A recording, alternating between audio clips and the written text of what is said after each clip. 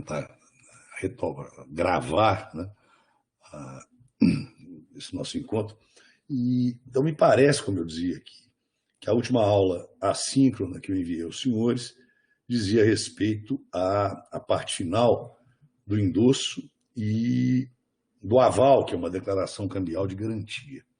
Se vocês têm alguma dúvida, gostariam de mais algum comentário a respeito do aval, do endosso ou de qualquer outra das declarações cambiais, a criação, emissão ou saque de um título de crédito, o aceite, que nós vimos tem mais importância na duplicata, na verdade nem existe mais aceite, hoje o boleto substituiu a duplicata física, né? O Superior Tribunal de Justiça criou a figura da duplicata virtual. O endosso é a declaração cambial, cuja função precípua é a transferência do crédito, do título de crédito ao endossatário. O endossante, via de regra, se torna coobrigado, o endossatário titular do crédito. E o aval é uma declaração cambial de garantia. O avalista, basicamente, ao apor sua assinatura no título, ele garante o pagamento da soma cambial. Vocês teriam alguma dúvida sobre as declarações cambiais, as 4 principais? Gostaria que fosse feito mais algum comentário?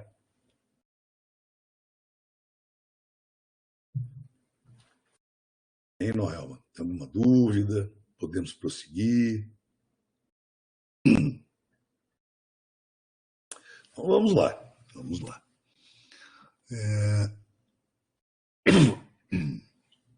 Ainda não estou 100%, mas já está dando para falar, já estou numa alegria danada com isso.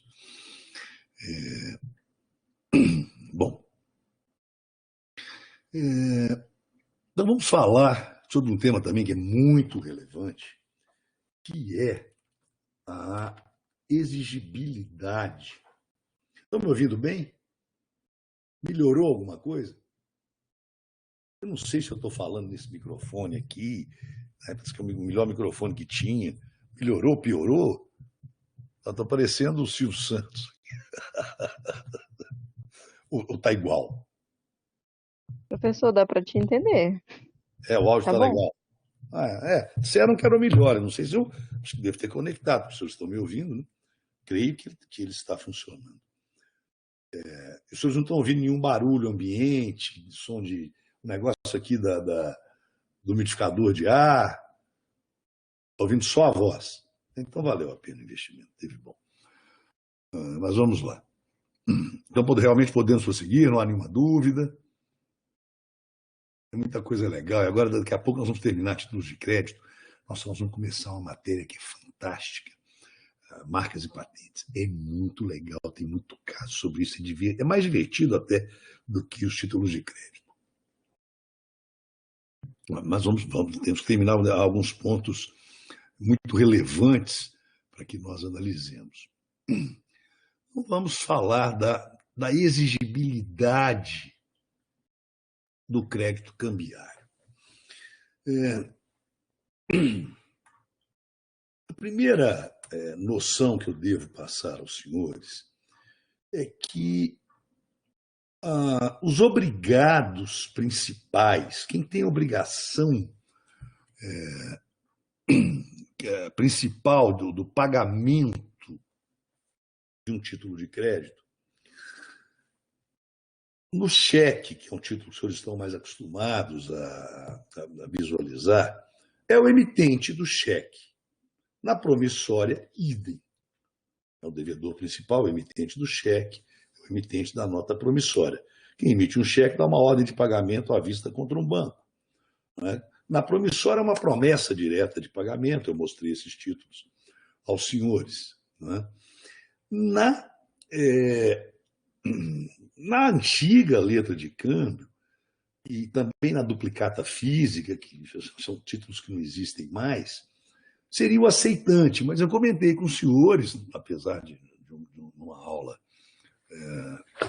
numa aula assíncrona, o aceite é uma declaração cambial que hoje, na prática, ela não é lançada. Só a título de curiosidade histórica, eu vou mostrar um aceite que eu dei numa duplicata há uns 20 anos atrás, creio até que já projetei, mas não custa projetarmos novamente, só um segundo.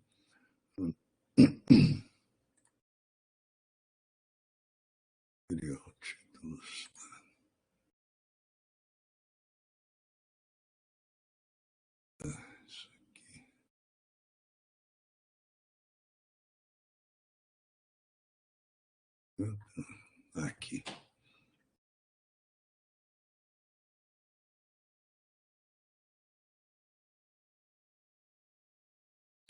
Antiga letra de câmbio, haveria uma assinatura do sacado. Na duplicata, na promissória, o devedor principal é o emitente, no cheque também. Na duplicata, só a título de curiosidade histórica, se é que é isso que vocês estão vendo aí, a assinatura do emitente, eu assinei aqui como sacado. Isso aqui é um aceite numa duplicata física. Isso na prática hoje não existe mais. As pessoas não assinam um boleto.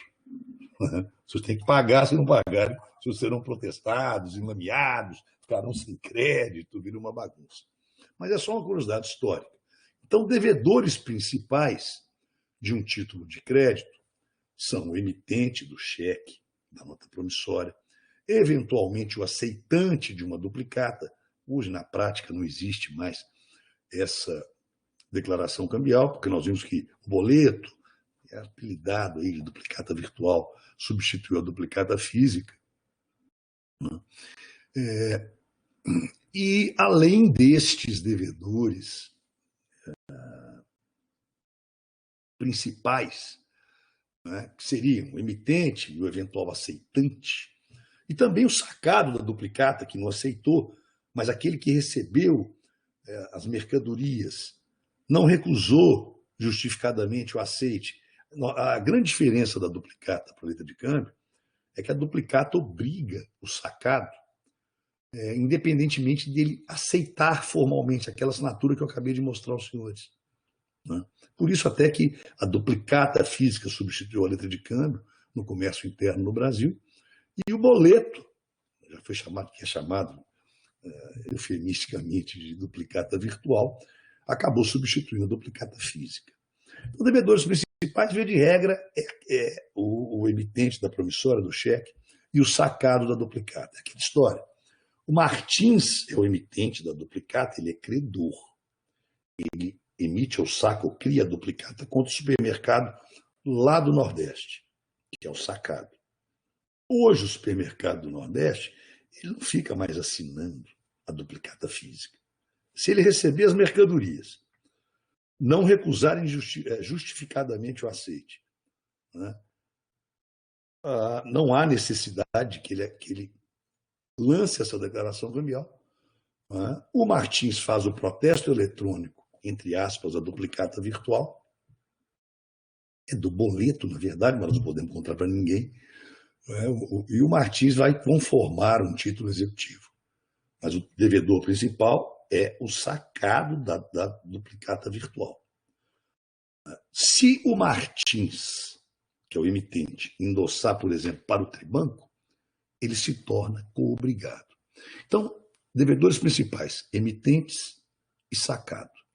Quem são os coobrigados que têm responsabilidade cambiária? É, nesse exemplo da duplicata virtual, o emitente que endossou, normalmente são na condição de endossante. Então, coobrigados ou que têm responsabilidade cambiária são basicamente os endossantes. Também, antigamente, o emitente sacador de uma letra de câmbio que tivesse sido aceita, mas isso na prática não acontece. O fato é o seguinte, naquele nosso gráfico muito mal feito, eu vou aprender umas técnicas de fazer PowerPoint com o Ricardo, eu vou chamar ele para um churrasco aqui em casa, e de vez em quando eles vêm para cá, a gente toma cerveja, faz churrasco, pula na piscina, vira festa, e eu vou pedir para ele me ensinar a fazer aquelas coisas andando, na transparência. Eu achei o maior barato aquilo. Porque o meu, que trem. Na verdade, foi um aluno que fez isso aqui para mim. que eu não saberia fazer também, mas eu vou aprender. Eu já aprendi até a falar no microfone. Né? Bom, então vejam. Via de regra, né, devedores principais, quem são? O emitente e o sacado da duplicata. Quem são responsáveis? Os endossantes.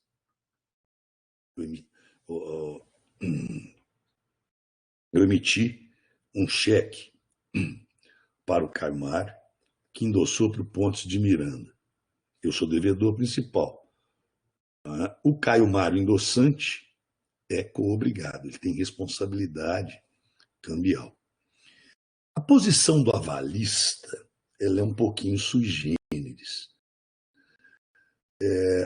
Normalmente o avalista ele avaliza o devedor principal. Isso é o mais frequente.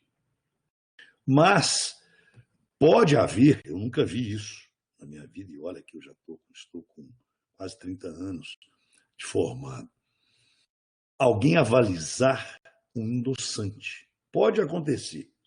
Então, se o avalista avaliza o devedor principal, ele se equipara sempre ao avalizado.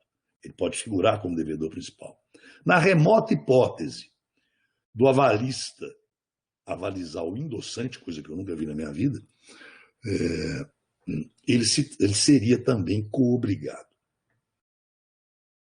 Então, há devedor principal e há coobrigados, via de regra, os endossantes. Tudo bem até aí? Os senhores compreenderam isso? Hein, senhores? Tudo bem até aí? Os senhores acostumaram da aula síncrona, pô?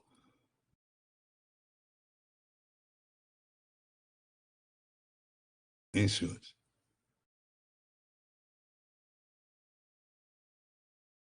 Então, vamos lá.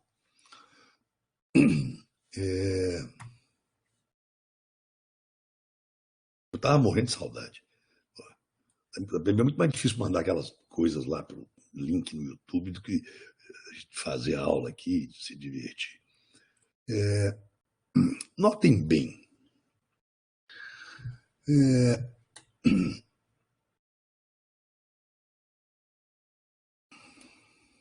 Eu tentei avisar o Natan às 20 horas eu já tive que parar de fumar. Larguei um amor de 33 anos, estou com uma maior dor de cotovelo, né? Porque largar um amor de 33 anos é um pouco complicado, mas era isso ou eu tenho um problema muito mais sério? Eu estou com um probleminha, né? Nem sei o nome, o negócio cheguei, eu apelidei poeticamente de pré-câncer. As pessoas não devem fumar. Mas já parei de fumar, já estou feliz, estou conseguindo dar uma aula, estou numa alegria danada. Mesmo sem fumar. Então, vejam, uma primeira questão, né, já estou ótimo. Uma primeira questão, que às vezes há uma certa confusão, é que tanto o devedor principal, a obrigação do devedor principal, o emitente da promissória, quanto do avalista da promissória, só para refrescar a cabeça dos senhores, vou mostrar uma promissória avalizada, aquela lá da Corinha, quando comprou a Monza, só para vocês. É interessante visualizarem o que nós estamos a discutir. Peraí, isso vai estar aqui. Essa promissória que eu sempre projeto aos senhores. Vejam, gostaria que os senhores me respondessem. Essa promissória, a emitente é Coringa Veículos. Quem é a devedora principal desta promissória, senhores?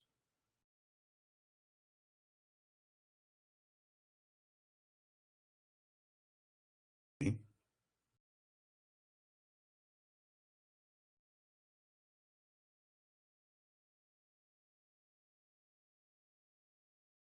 Vontade para falar, não é?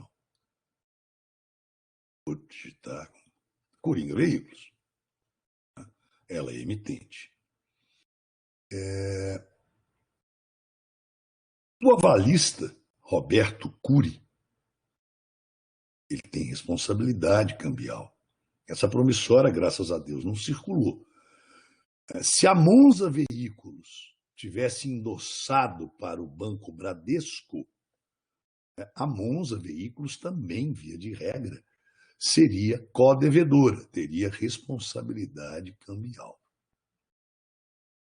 Pois bem, a primeira questão que deve ser muito bem compreendida é que a obrigação cambial ela é solidária. Apesar do Fábio Lua Coelho, que eu admiro muito, um professor brilhante, ele se assustou um pouco com as diferenças entre a solidariedade cambial e a solidariedade civil, e ele, em várias edições, tanto do curso quanto do Manual de Direito Empresarial, ele dizia que não existiria solidariedade cambial, mas não é bem assim, vamos compreender isso. Eu vou até tentar ler um trechinho, porque eu vou discordar dele nesse ponto, e quando a gente discorda, isso é normal em ciência, né? É interessante ler um trecho quando a gente discorda de algum doutrinador. Deixa eu ver se eu localizo aqui. Eu vou ler ele afirmava o seguinte, um trecho bem rápido. Em conclusão, os devedores cambiais não são, em regra, solidários. E como alguém do porte intelectual do Fábio Lua fala isso nos manuais e no curso, isso acaba repercutindo muito, inclusive na jurisprudência. Mas, rogata máxima venia, o Fábio está errado nesse ponto, né? Até porque não se pode fazer doutrina contra texto, não apenas de lei, mas de um tratado internacional, que é a Lei Uniforme de Genebra. Né? O artigo 47 da Lei Uniforme de Genebra, ele é bastante claro, ele estabelece, mais ou menos de cabeça, algo assim. Vou até fazer um teste. Se esse microfone realmente é bom, disseram que era o melhor. Eu vou pegar aqui o livro. Os senhores continuam me escutando? Porque antes cortava. Os senhores estão escutando? Então valeu a pena, realmente valeu. Ovo sim. Quê? Hein? Falar igual o governador, ovo sim. Hein? Falar igual o governador, ovo sim. Ovo sim. Mas olha que legal, eu achei o mó barato isso aqui. Ele capta o som só do que está aqui, não sei o quê, não pega o barulho do computador, né? Eu posso mexer, posso gesticular, posso ligar o umidificador de ar, pegar o livro. Estou encantado com esse brinquedinho. Aqui. Claro, Roque, fica à vontade. O que é?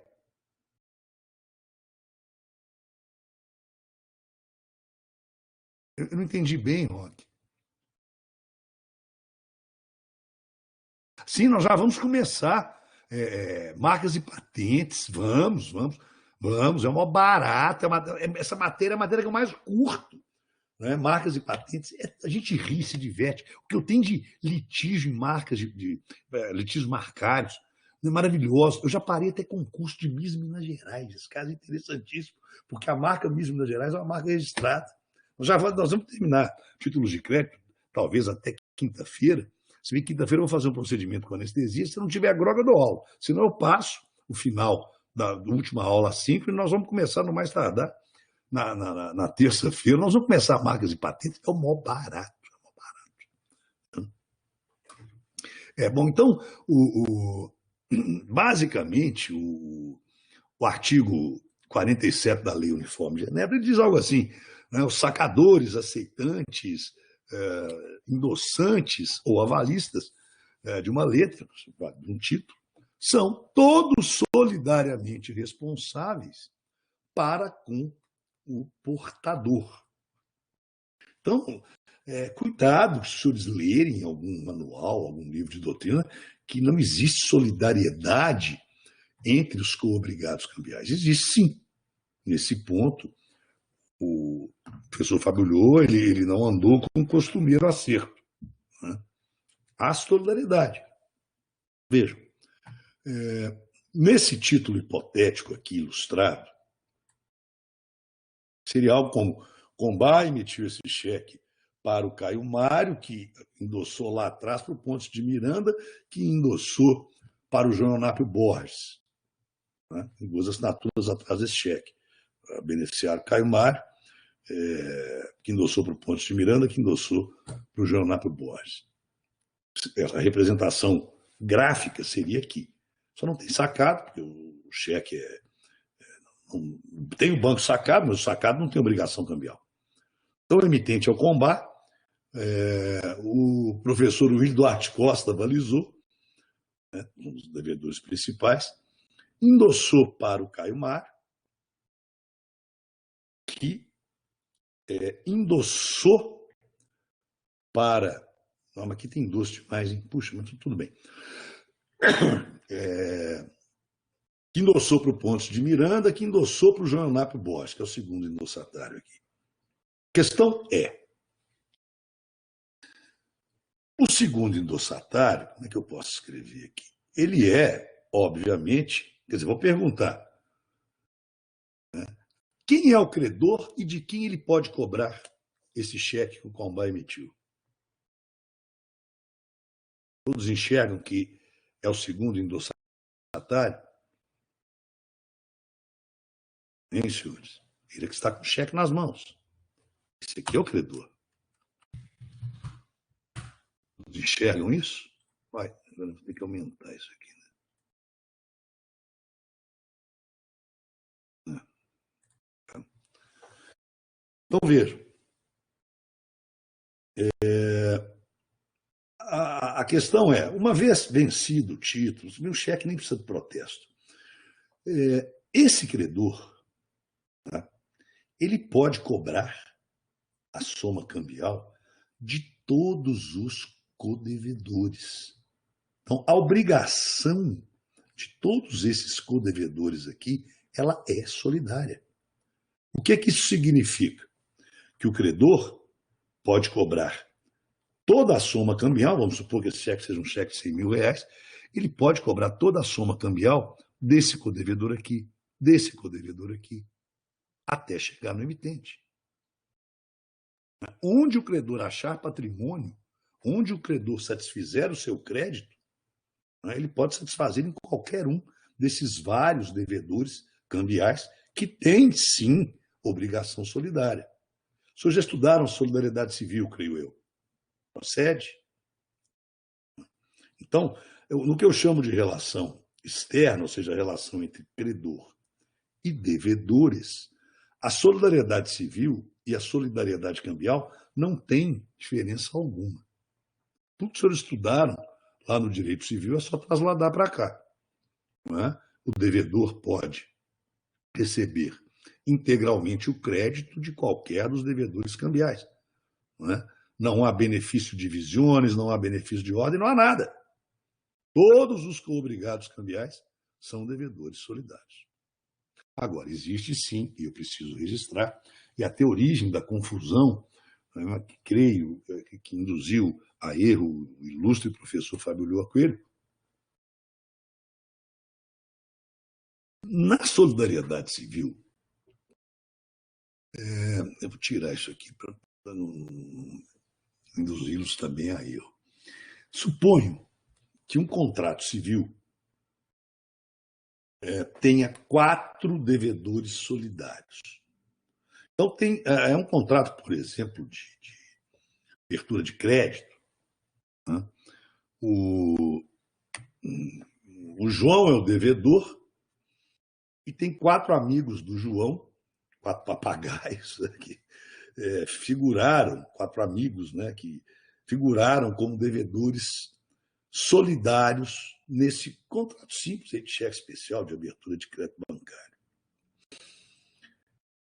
Em relação ao banco credor, o banco, os senhores se lembram, na solidariedade civil, o banco credor pode cobrar de qualquer dos devedores, seja o devedor principal, que é o João, seja qualquer um dos 4 papagaios. Lembram-se disso?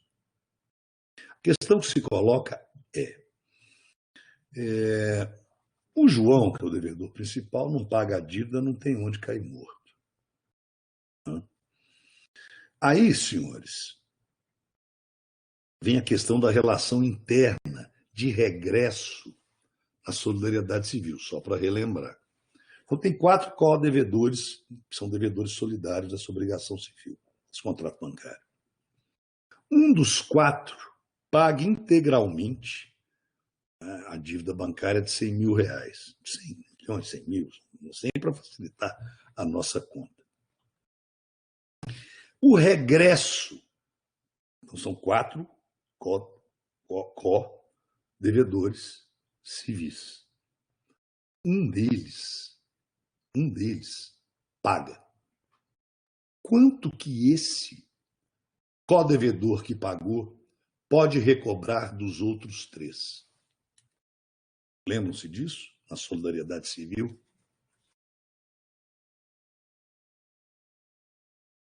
Lembram-se de uma questão cota-parte? Ninguém se lembra? O que deu aula de obrigações para os senhores? Vamos lá. Solidariedade civil.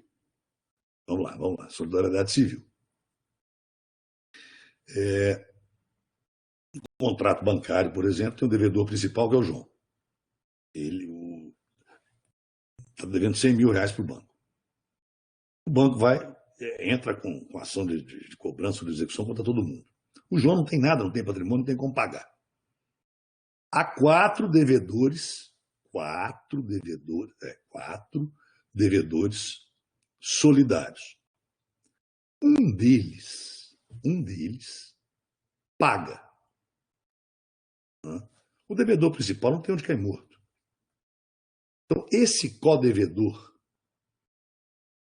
solidário da obrigação civil que pagou, quanto ele pode recobrar dos outros 3? Vamos lembrar? Cota-parte. Exatamente. Então, nesse exemplo, se a dívida é de 100, tem 4 co-devedores, pode recobrar 25% dos demais, não é isso? Dividir por 4, R$25 mil, 25%. Isso na solidariedade civil. Na solidariedade cambial, o regresso, o que eu chamo da relação interna. Então, veja, a relação externa eu chamo a relação do credor, pode cobrar tudo de qualquer dos devedores. A relação interna eu chamo a relação entre o co-obrigado que paga e os obrigados anteriores. Aqui, realmente, há uma diferença entre a solidariedade civil e a solidariedade cambial. No regresso entre co-devedores, se esse segundo endossante paga, ele pode recobrar, não é por cota-parte, ele pode recobrar sequencialmente toda a soma cambial do co-obrigado anterior.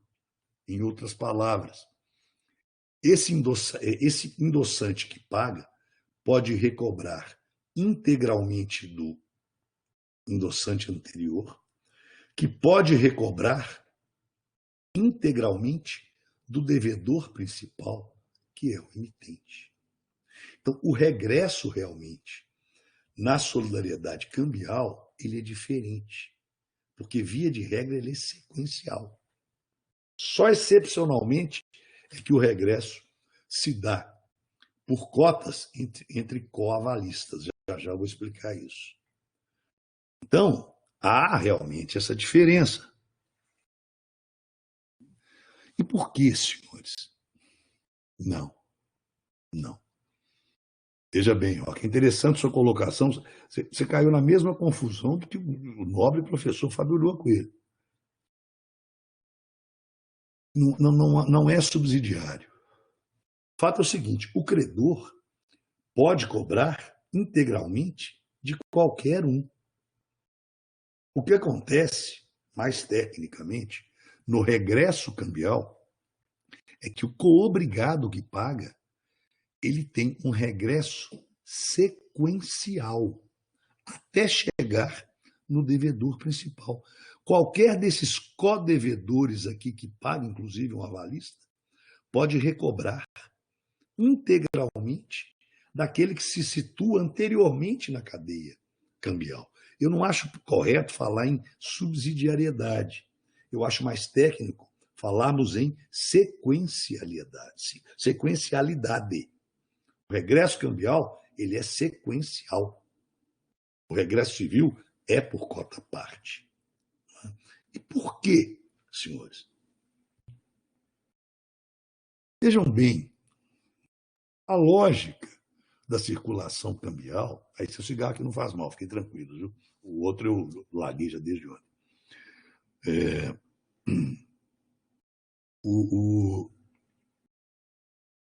A lógica da circulação cambial é um pouquinho diferente de 4 pessoas garantirem o crédito.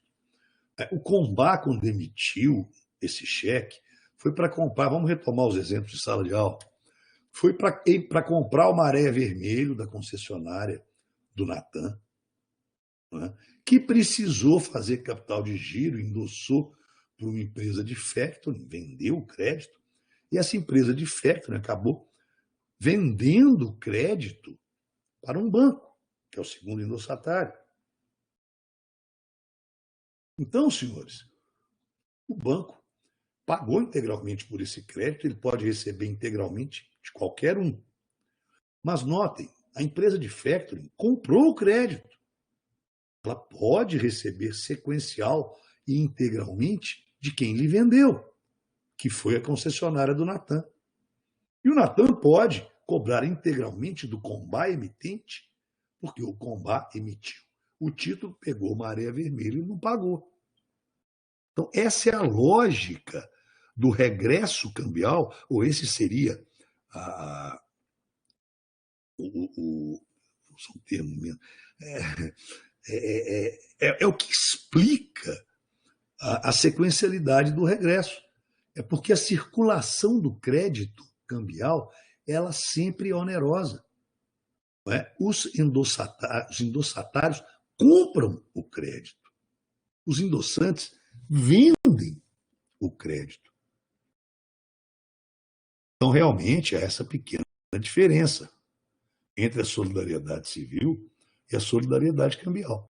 Mas só na chamada relação interna entre codevedores, ou, se preferirem chamar, no regresso cambial, que é sequencial.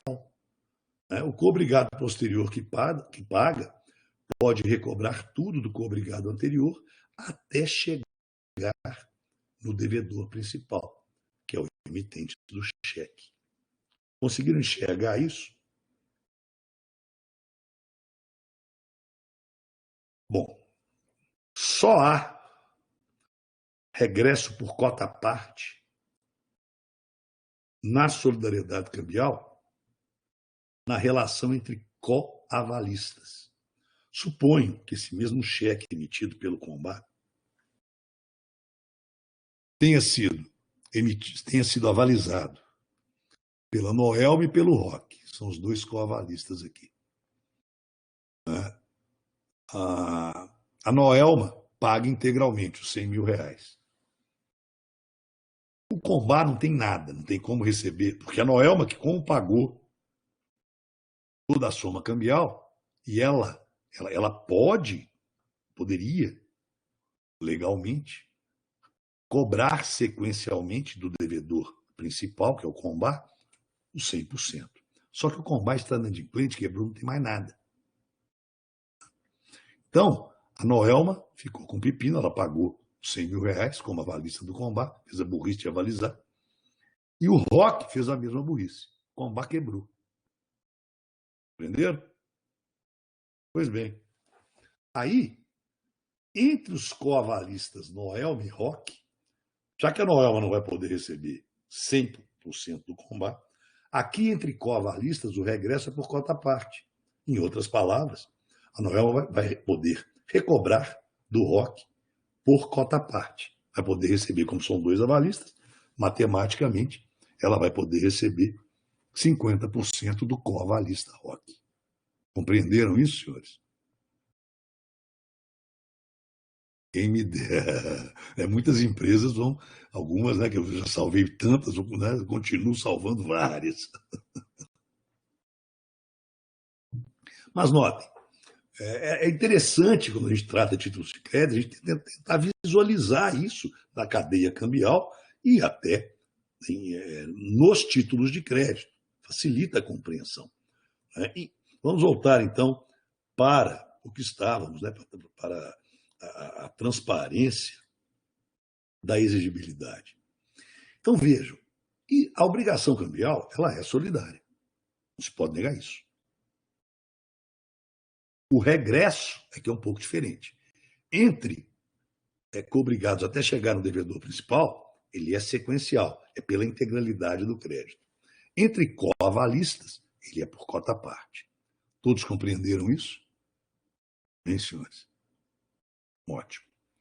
Então, é por isso que se diz, senhores, que o pagamento feito por qualquer um dos cobrigados, ele é recuperatório.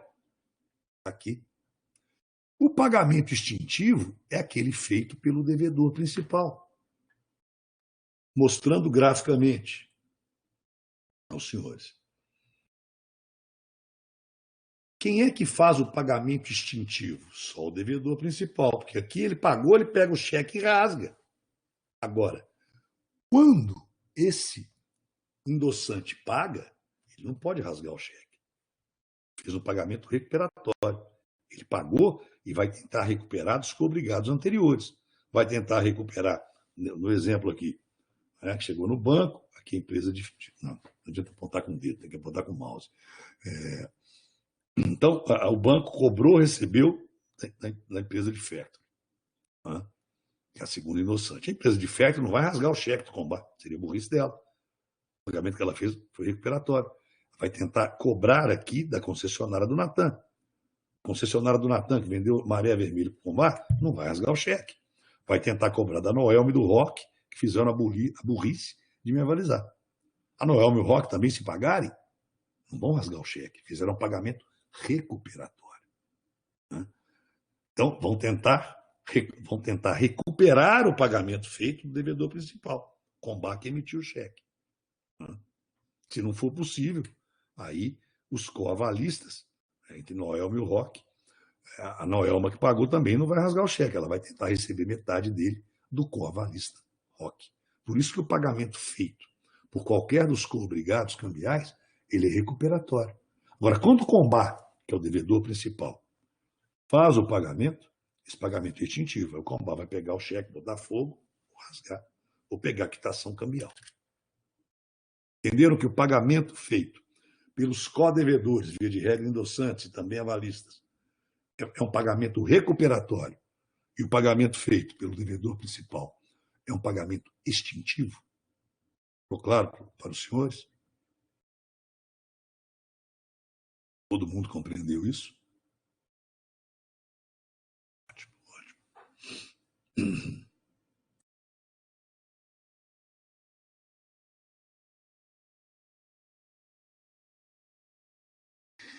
E aqui uma observação importantíssima, importantíssima. Via de regra, tá? Em relação ao devedor principal e respectivos avalistas, a exigibilidade do crédito cambiário se dá pelo simples vencimento. Né? Então, se o Combá, para comprar uma Maré Vermelha, emitiu uma promissória, porque o cheque é a ordem de pagamento à vista, né? Com vencimento em 30 dias. Né? A concessionária do Natan endossou para a empresa de factoring que endossou para o banco. Basta o vencimento da promissória no dia 30 de agosto de 2021 para que... vamos voltar lá para o, sei lá, infográfico, sei lá como é que chama isso, essa coisa aqui. Então, esse título circulou. que o credor, que é o segundo endossatário, possa cobrar do devedor principal, que é o combá emitente do cheque, e dos respectivos. Vamos trabalhar com a promissória, depois eu explico por quê. Foi uma promissória que o combá emitiu, tá? Com vencimento em 30 de agosto. Esse título foi avalizado pelo Roque, pela Noel, foi dado para comprar uma Maré Vermelha da concessionária do Natan, que endossou para a empresa de factoring, que endossou para o banco. O banco é o último endossatário portador do título. É uma promissória agora, no exemplo. Para que haja exigibilidade do crédito cambiário em relação ao devedor principal e os respectivos avalistas, o avalista sempre ocupa a mesma posição cambial do avalizado. Então, a exigibilidade em relação ao devedor principal e respectivos avalistas se dá simplesmente com vencimento, não precisa mais nada. Agora, em relação aos coobrigados endossantes, não basta o vencimento. Tem que haver vencimento mais protesto cambial. Numa terminologia mais técnica, o protesto é que faz nascer a exigibilidade do crédito cambiário em relação aos coobrigados endossantes. Então, em relação ao devedor principal, basta o vencimento. Em relação aos coobrigados cambiais, além do vencimento, tem que haver protesto cambial. Senão, não nasce a exigibilidade em relação aos coobrigados. Isso é um negócio muito sério. Imagine nesse exemplo concreto. Combá emitiu uma promissória, né? Noel e o Roque avalizaram, todas pessoas físicas. Comprei uma Maré Vermelha numa concessionária. Pô, a concessionária é uma empresa mais sólida, que endossou para a empresa de factoring, que endossou para o banco. Se o banco não protestar, o banco só pode exigir o crédito cambiário do combá e dos respectivos avalistas, a Noel e o Roque. E vai perder a garantia dos coobrigados endossantes, que são pessoas jurídicas com patrimônio mais sólido. É a concessionária do Natan, é a empresa de factoring. É muito importante que o credor, quando o título circula por endosso, que o credor efetue o protesto tempestivo do título para que aumente o número de garantidores cambiais. Compreenderam isso, senhores? O Roque está digitando.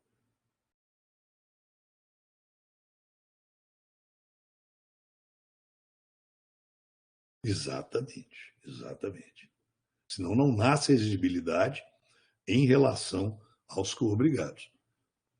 Se não houver protesto nesse exemplo, Roque, o banco credor aqui só vai poder executar a promissória.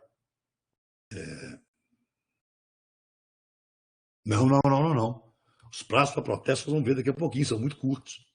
Varia para cada título. Letra de câmbio, 2 dias, promissória, promissória 2 dias, duplicata 30. Já nós vamos chegar lá.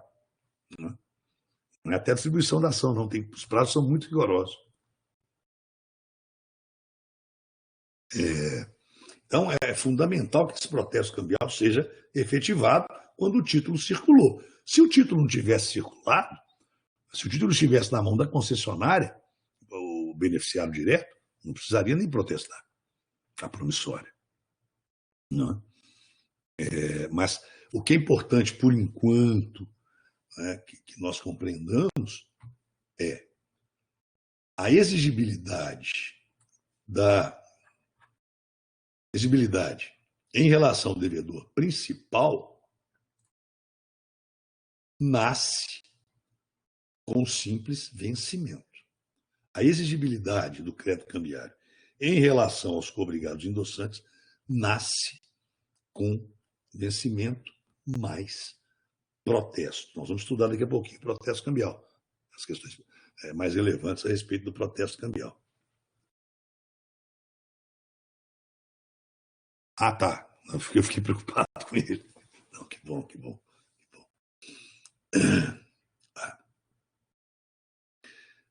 Até porque, senhores, o título de crédito, a obrigação cambial é querrável, lembra de obrigação quesível? Daí a necessidade de apresentação para pagamento. Como é que se faz essa apresentação para pagamento? Um apontamento do título para protesto. Nós vamos falar do protesto daqui a pouquinho. Eu não sei se o senhor já...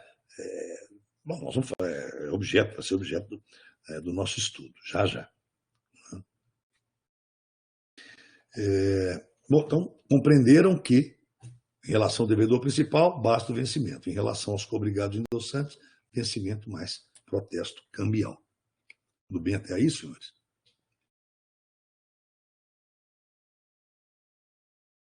Sim.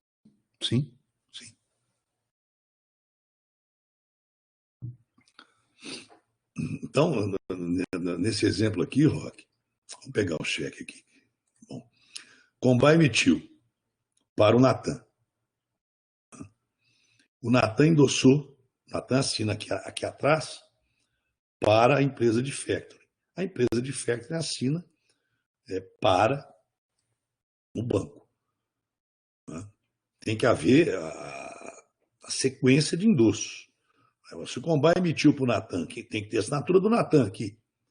Se o cheque está na mão do banco, peraí, o Natan é concessionário, tem que ter também a assinatura da empresa de factoring. Aí isso vai legitimar a posse do banco, que é o segundo endossatário, porque tem que ter 2 endossos aqui. Agora, claro, poderia o Natan colocar endosso à empresa de factoring, a empresa de factoring colocar endosso ao banco, só que isso não é muito comum, não. O mais frequente é uma assinatura e outra assinatura em qualquer lugar, não precisa nem em cima, nem embaixo, né? Mas tem que ter 2 assinaturas.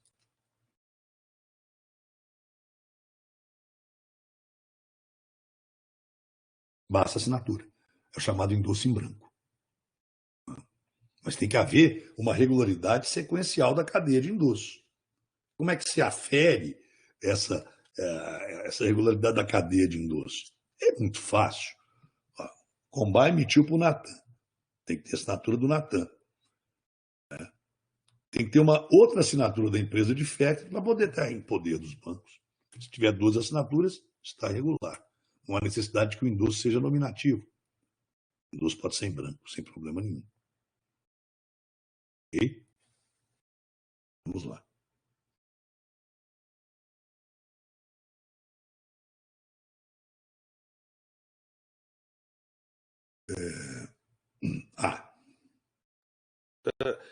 Acho que nem precisaria repetir, ilustra muito bem aquele caso da promissória da Coringa.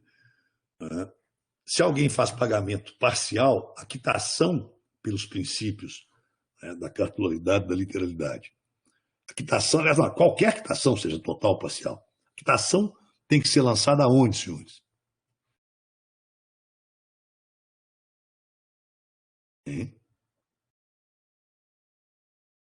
Vale uma quitação na folha de papel separada? Rasgar o título, é uma boa. Agora, se é uma quitação integral, ou mesmo parcial, sempre, qualquer declaração cambial, inclusive a quitação, tem que figurar no título, porque o que não está no título não está no... Lemos da literalidade? O que não está no título não está no mundo, pô. Não é? Por isso, só para recordar, é que aquela quitação parcial da promissória, de quando a Coringa adquiriu a Monza Veículos, a quitação parcial, eu com muita dificuldade consegui que ela fosse lançada onde? No lugar correto. Aqui, ó. Tá vendo? A quitação parcial dessa promissória. Isso aqui é as costas da nota promissória. A quitação parcial foi lançada aqui. Porque o que não está no título não está no mundo. Só para relembrar princípios que nós estudamos no início da disciplina de títulos de crédito, ainda no semestre passado.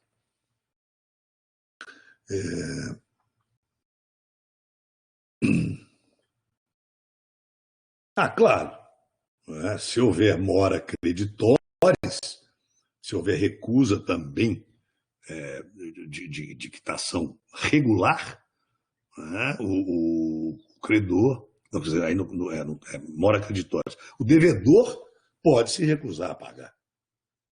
Vai que o credor se recusa a receber ou a dar quitação regular, aí o caminho que resta ao devedor é consignar em juízo a soma cambial. E a questão da verificação da cadeia de endosso, nós acabamos até de discutir aqui, que o Roque suscitou isso agora há pouco. Sobre a exigibilidade do crédito cambiário, tudo tranquilo, podemos prosseguir?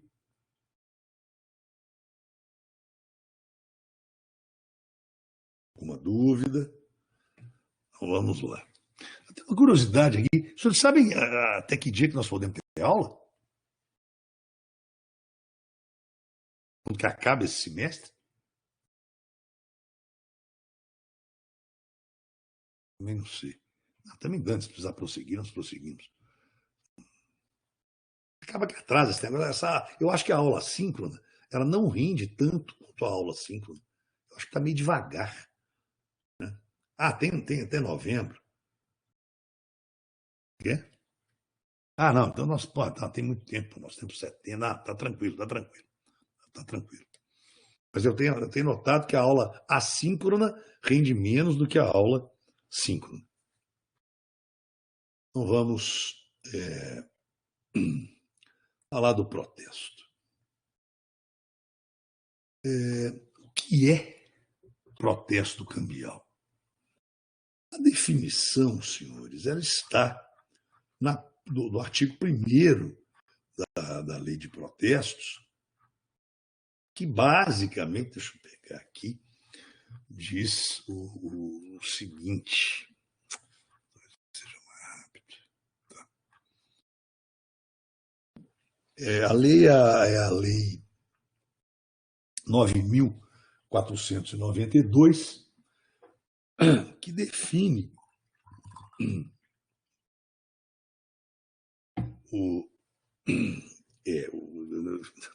o médico liberou, mas não liberou 100%. Eu falou, no máximo 50 minutos, uma hora, mas vamos.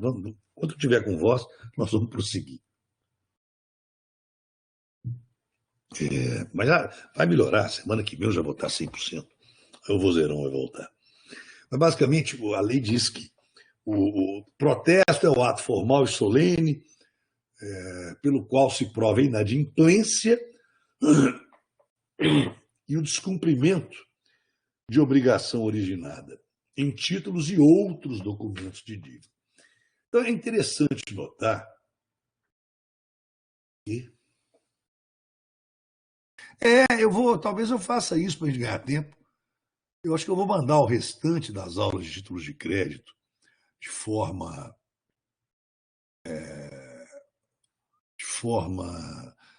assíncrona, que agora não está faltando muita coisa, e para a gente começar marcas e patentes, que essa matéria é uma delícia. Também eu gosto muito da matéria que eu amo, não acho que é tão importante quanto, mas é porque a matéria de marcas e patentes a gente se diverte mais, te ri, cada caso engraçado. Eu não sei, mas eu recebi estou conversando com um amigo meu que é professor, lá em Mato Grosso do Sul, chamou a figura, ele está com questão de crimes marcários. Eu lembrei para ele, teve uma briga marcária do Johnny Walker com a cachaça João Andante, aí o projeto dos senhores, é muito legal. Mas entendi a ideia, Roque. Mas assim, parece que eu andei olhando os vídeos, tem hora que interrompe, deu para os senhores assistirem essas aulas assíncronas, a experiência foi boa, mais ou menos? Como é que foi? Foi legal? Então eu vou mandar mais aula assíncrona, até porque eu ainda não estou 100%, vou tentar mandar mais uma aula assíncrona para finalizar títulos de crédito, ou duas de uma vez, vocês assistem até no fim de semana, e a gente já começa de qualquer forma, na próxima terça-feira, a gente já começa marcas e patentes. Manda a parte introdutória, é muito legal, marcas e patentes, as pessoas vão adorar. E direito societário também é a apaixonante, é muito, muito divertido, muito divertido. Mas vamos lá. Então, vejam, aqui uma primeira observação. Até 97, com o advento da nova lei de protesto cambial, 97, né? 9.492 é de 97. 97. Somente os títulos de crédito podiam ser protestados. O protesto era um instituto praticamente cambial. Hoje, não mais.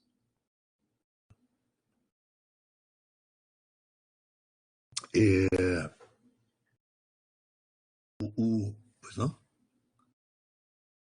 6 de novembro e 29 de novembro. Gente, a direção da universidade é completamente maluca. Nossa, não pode gravar isso, não. Assim, dá para entender isso? Semestre, para mim, são 6 meses, pô. Bom, não tem nada com isso, eu não faço parte de nenhum órgão, nunca fiz, nem quero fazer. Não dá para entender a bagunça que foi feita com as nossas aulas. Semestre, 3 meses. Pelo amor de Deus. Deixa eu ficar quieto, senão o diretor vai me puxar a orelha. Se bem que eu acho que ele foi meu aluno, eu verso, sei lá se foi, se não foi. Mas não importa. Era gente boa, menino bom. Vamos lá. A primeira observação importante é que hoje o protesto ele não fica restrito, não fica mais restrito aos títulos de crédito. Eu não só os senhores, os professores também. Professor que leva mais a sério a docência, está todo mundo puto. Né? Os senhores perdidos e nossos professores putos. Nossa, pode falar palavrão, não estou gravando. A gente fica muito chateado com essa bagunça que aprontaram e ninguém entendeu por quê. Né? Pelo menos os colegas que eu tenho mais afinidade, que a gente liga e tal, ninguém entendeu a razão dessa bagunça que foi feita, mas tudo bem, sei lá, vi. Então, a primeira observação que eu gostaria de fazer é a seguinte.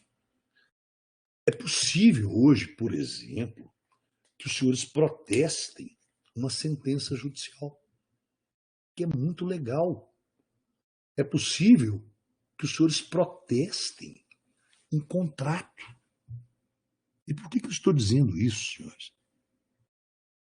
Porque há muito tempo, desde que eu advogava em Belo Horizonte, eu advoguei em Belo Horizonte até o final de 94, quando eu subi o concurso de procurador da Fazenda, mudei para cá no final de 94, comecei a dar aula na UF, e eu já notava que a execução judicial ela é lenta, ela é cara.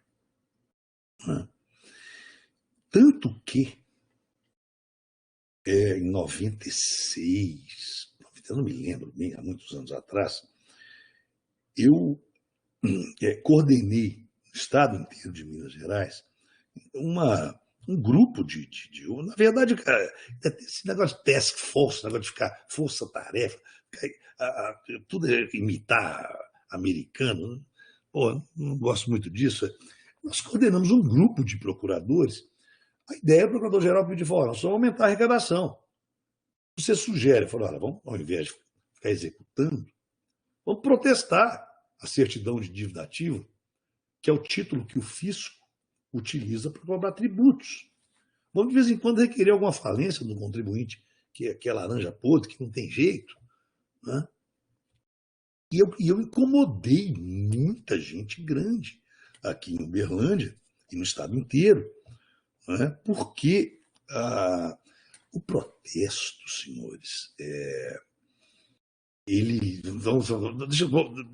antes de eu contar por que é interessante protestar, às vezes até sentença judicial, porque o cumprimento de sentença também demora, que é o novo nome da execução judicial. A extrajudicial também demora. Né? Se a empresa é solvente, o protesto incomoda muito, mas muito. Mas só mais alguns dados, antes de mostrar para os senhores por que o protesto às vezes é mais eficiente do que a execução judicial. Modalidades. Né? O protesto normalmente é por falta de pagamento, Mas pode haver, por falta de aceite, ninguém faz isso mais.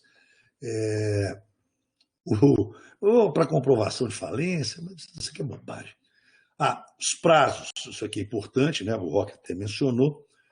Na letra de câmbio na promissória, isso está no artigo 44, no artigo 44 da Lei Uniforme de Genebra, são 2 dias úteis. Tá? Há uma confusão, pela Lei Saraiva seriam 3 dias úteis, mas nesse ponto aqui no Brasil, a meu ver, não houve oposição de reserva, então a Lei Saraiva não vigora. Não entrem nessa de 3 dias úteis, não, são 2. Vigora a lei uniforme nesse ponto. Tá? Embora haja doutrina para tudo quanto é lado. O cheque, senhores, no cheque, se ele for apresentado tempestivamente, não precisa de protesto, não. Se quiser protestar, é bom, porque lameia o devedor. O prazo para apresentar o cheque, se ele for da mesma praça, são 30 dias. De praças diferentes, são 60 dias. São os títulos mais importantes. Agora, a questão das funções do protesto, a doutrina vai falar que a função seria tripla, na verdade, quádrupla. Eu prefiro dizer que a função é quádrupla. O protesto, ele comprova a mora do devedor. O protesto, hoje, interrompe a prescrição, o protesto cambial, né?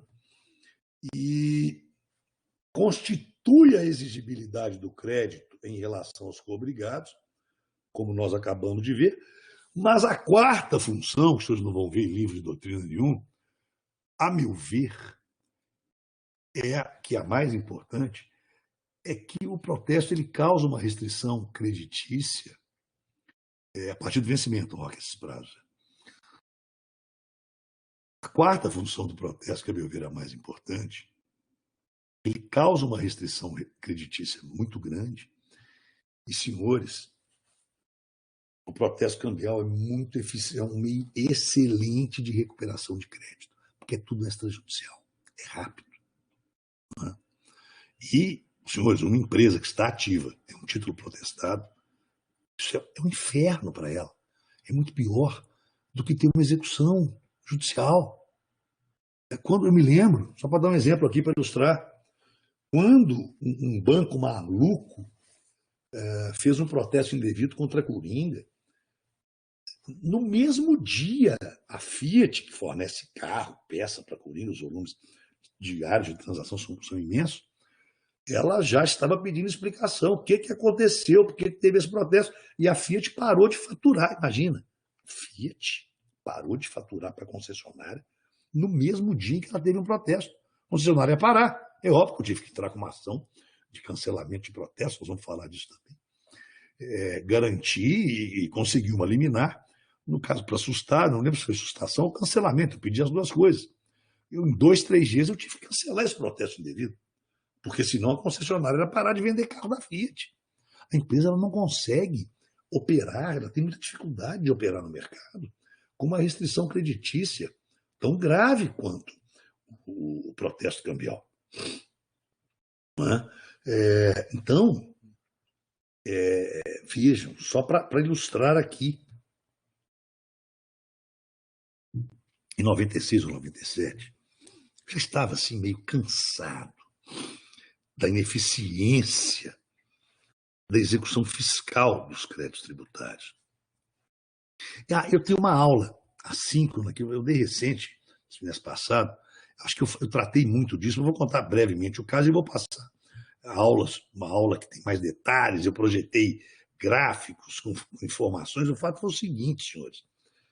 Então, eu ao invés de entrar com a execução fiscal do crédito tributário do Estado, né, o título, não só o Estado, a União, os municípios cobram seus tributos, se chama Certidão de Dívida Ativa.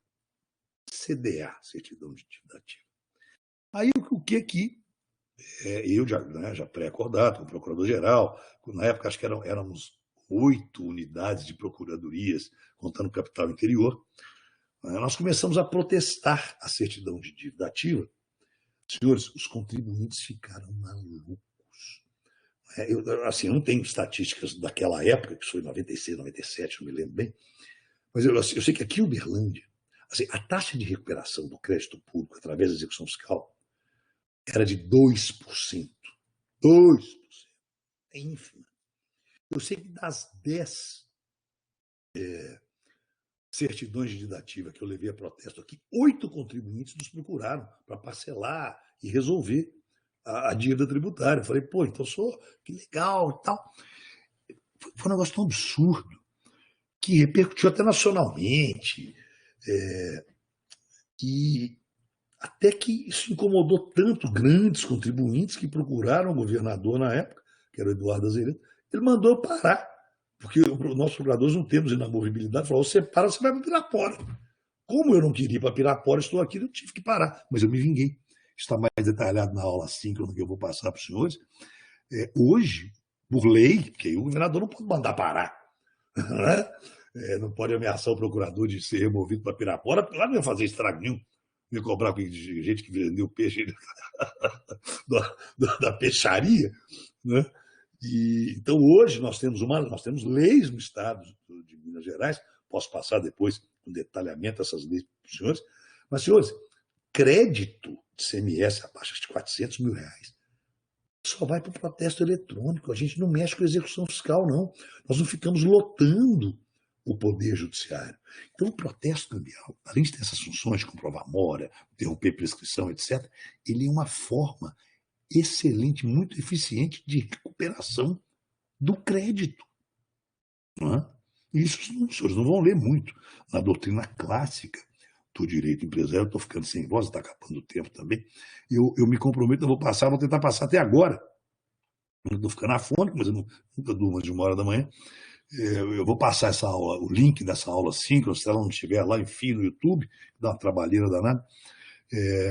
E aí acho que tem esses dados. Os senhores vão ficar chocados com os dados em relação ao crédito público do estado de Minas Gerais. Mas isso é tanto que a União passou a protestar, o município de Uberlândia, todos copiaram essa iniciativa que eu encabecei em 96 a 97, eu me lembro bem. O governador mandou parar, mas eu nunca desisti. Sou um jeito meio chato, teimoso. Mas agora fizemos por meio de lei, não tem como o governador mandar parar. E assim, só o último dado que eu tive é que antes nós recuperávamos 2% do crédito tributário, hoje está perto de 40%. Ou seja, para o Estado foi muito bom. Os devedores, os contribuintes inadimplentes, não gostaram muito, porque até IPVA está protestando, CMS, uma farra. É por isso que alguns contribuintes me odeiam, mas não pode contar isso para eles não, porque eu já fui ameaçado de morte há uns 20 anos atrás. Eu não quero ser ameaçado de morte, mas não. Então, boa noite. Aí, eu vou fazer o procedimento que eu vou tomar anestesia na quinta, mas se eu não tiver droga, eu dou aula síncrona, mas a gente já avança um pouco mais, já começamos a falar de marcas e patentes, para a gente adiantar o direito societário. Eu vou passar até o final do título de crédito, eu vou passar para os senhores